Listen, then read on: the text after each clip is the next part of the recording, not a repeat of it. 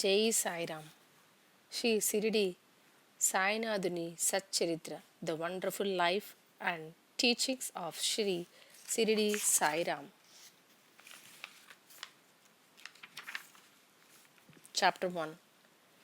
It was some time after 1910 that I went one fine morning to the masjid in Shirdi to have a darshan of Sai Baba.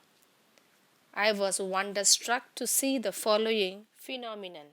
After washing his mouth and face, Sai Baba began to make preparation for grinding wheat.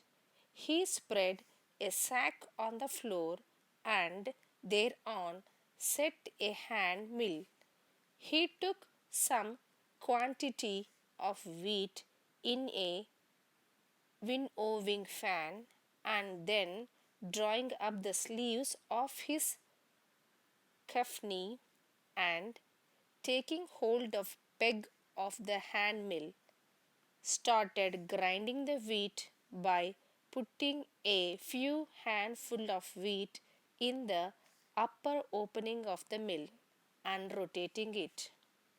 I thought, what business Baba had with the grinding of wheat when he possessed nothing and stored nothing as he lived on alms.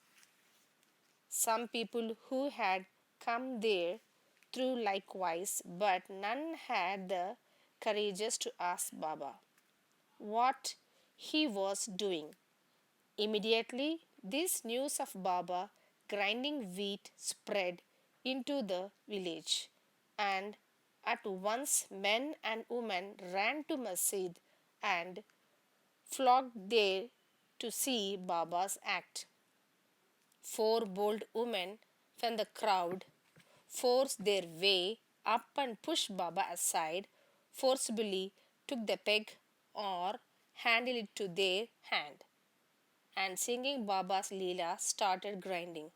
At first, Baba was enraged, but on seeing the women's love and devotion, he was much pleased and began to smile. While they were grinding, they began to think that Baba had no house, no property, no children, none to look after, and he lived on alms, and therefore he did not require any wheat flour for making bread or roti. What will he do with this large quantity of flour? Perhaps Baba is very kind. He will distribute the flour among us.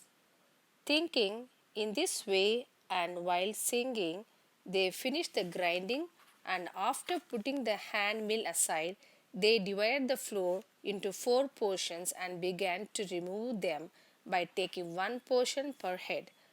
Baba, who was calm and quiet up till now, got wild and started saying that, ladies, have you gone mad? Whose father's property are you taking away? Have I borrowed any wheat from you so that you can safely take the flour? Now do this, take the flour and throw it on the village border. One hearing this, women felt ashamed and whispered among themselves, went to outstrike of the village and spread the flour as directed by Baba.